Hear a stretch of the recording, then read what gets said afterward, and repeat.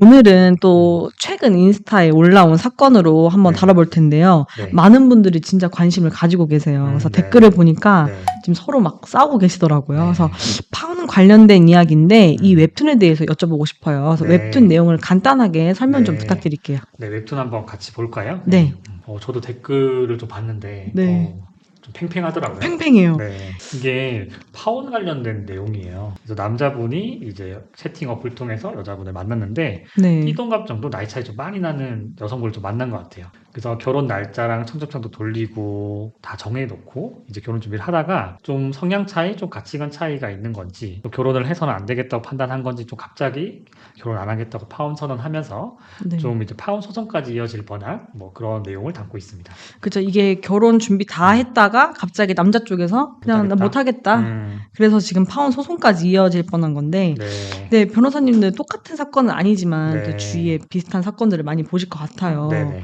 변호사님 생각은 누구 잘못인 것 같아요? 누구 잘못이라고 딱 집어서 얘기하기가 그쵸? 애매하죠? 네. 네네. 그래서 사실 이거 웹툰에 대한 스토리를 제가 작성을 했거든요. 아, 그래서 여러 이제 제가 상담을 하면서 소송 진행하면서 있었던 일들 조금 각색해서 했는데 대부분의 내용들을 들어봐도 딱 누구 한 사람의 잘못이라고 보기 좀 힘든 건들이 좀 많은 것 같아요. 그래서 제 생각에는 처음부터 좀 서로 솔직하게 얘기를 좀 하고 원하는 부분을 서로 가치관을 얘기를 하고 네. 안 맞으면 아쉬움이 있더라도 빨리 그냥 정리를 하고 맞아, 빨리 정리하는 게 해야지 이렇게 좀 맞아요. 문제가 생기지 않을 것 같아요. 피디님이 또 얼마 전에도 결혼하셨고 네네.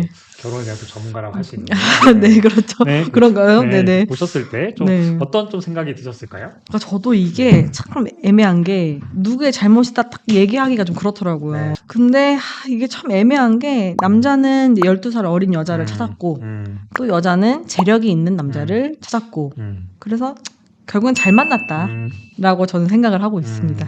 남자분도 너무 그런 나이나 이런 거에 집착했던 것도 좀 잘못이라 생각 들고 그쵸. 여성분도 좀 서로 좀 배려를 하고 좀 그런 게 없다 보니까 이렇게 좀 맞아요.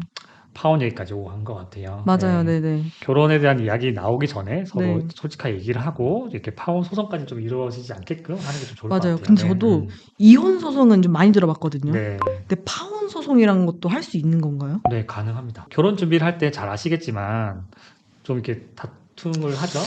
네. 좀 이제 네. 그런 일들이 이렇게 네. 있긴 있죠. 좀 스트레스도 받고 그죠? 네. 여러 가지 또 정해야 되는 문제들도 있고 또 경제적인 부분에 대해서 조금 걸림돌이 좀 있을 수도 있고 하다 보니까 이렇게 파혼에 이르면서 소송까지 하는 경우들이 있어요. 그 민법 제806조를 보면 네. 약혼을 해제한 때에는 당사자 일방은 과실 있는 상대방에 대하여 손해배상을 청구할 수 있다라고 보고 있어요. 네, 약혼 해제라는 이 법조항을 이렇게 파혼 소송에 그대로 적용을 하고 있거든요. 그래서 단순히 뭐 연애하고 깨지는 경우는 안 되겠죠. 근데 상견례도 하고 결혼식장 예약도 했고 네. 웨딩 촬영 다 했어. 네. 근데 청첩장 돌렸어. 근데 일방적으로 누구 책임 때문에 파혼에 이르면 소송 진행이 가능하다고 생각하시면 될 것 같아요. 그리고 소송 진행은 당연히 경제적인 피해가 있으면 경제적인 피해도 가능하고 그게 없다고 하더라도 위자료 청구 소송도 가능합니다. 지금 이 웹툰도 음. 누구의 잘못일까라는 음. 제목을 가지고 있는 웹툰인데 남자가 여자한테 소송을 당하면은 네. 이제 손해배상을 해줘야 되잖아요. 네. 혹시 금액이나 혹시 이런 게 어떻게 될까요? 웹툰을 보면 네. 그 결혼 비용을 전적으로 남자 쪽에서 부담을 했단 말이에요. 네. 그러니까 피해는 여자 쪽에서 경제적 피해는 좀 없다고 볼 수도 있어요. 정신적 피해, 이제 위자료는 좀 인정될 수가 있겠죠. 부정행위 위자료 사건의 경우도 사실 네. 일반적으로 인정되는 범위가 한 3천만 원 전후예요. 그리고 음. 많이 인정되면 5천만 원까지 가능하겠지만 그러다 보니까 파혼 소송의 경우는 위자료만 청구를 하게 되면 비용이 그렇게 많이 인정되진 않아요. 네. 근데 일단 웹툰에서 보면은 여자 쪽에서 아무것도 가지고 온 게 없잖아요. 네. 준비를 다 남자가 금전적인 것도 했고 네. 그러면 남자도 나도 결혼을 준비하기 위해서 이렇게 돈을 많이 썼는데 음. 너한테 왜 위자료를 줘야 되냐라고 음. 이야기를 할 수도 있을 것 같은데 혹시 안 되나요? 그럴 수도 있죠. 근데 이제 결혼을 못할 정도의 결정적인 책임이 여자 쪽에 있어야 되는 것 같아요. 근데 그거를 뭐 어머니가 어떻게 했고 여자 쪽에서 뭐 해오기로 한 걸 안 해왔다거나 이런 것들이 네. 결혼을 깰 정도의 사유인가에 대한 판단으로 갔을 때는 그게 좀 인정되지 않을 수가 있어서 그래서 결국은 이혼을 안 하겠다고 먼저 얘기를 한 쪽에서 좀 일부라도 책임이 좀 인정될 수가 있는 거죠.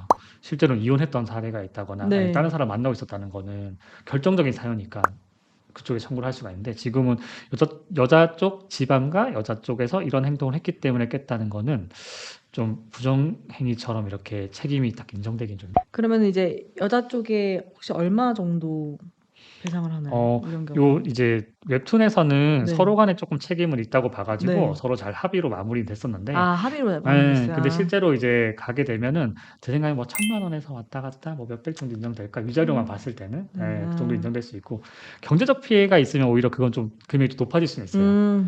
그죠? 뭐 깨져가지고 그쵸. 예약금을 다 날린다거나 하면 그거 합해서 이제 뭐 1,000만 원 이상 갈 수는 있겠죠. 네, 일단 안타까운 이제 네. 파혼의 이야기였는데요. 네. 오늘의 이야기는 여기서 마무리하겠고요. 다음에는 더 유익한 영상으로 만나 뵙겠습니다.